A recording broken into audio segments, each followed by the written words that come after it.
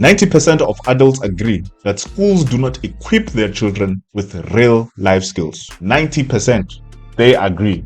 And you're probably one of them. And the reason why I say you're probably one of them is because if you have kids and you sending your kids to school, you probably have a 9-to-5. And if you don't have a 9-to-5, you probably have a business. And if you don't have a business, you are probably some entrepreneur of some sort, right? You do whatever you can to actually make the money that you can. And I'd like to argue that the skills and or knowledge that you're using is not something that you attained in primary school. And you can say, Colin, why are you involved in primary schools, right? Because it took you about 7 years at least to go through that. None of the information and or skills that you are using now to make the money that you're making is something that you attained in high school. Why am I talking about high school? Because it took you 5 years to go through that, at least 5 years. So the number of years that it took you to actually go through that entire process is 12 years. And the amount of information that you're applying right now to make the money that you're making, right, is probably less than 10% if you were to think about it. 20% max. 20% max. And that's the reason why you need to watch this video.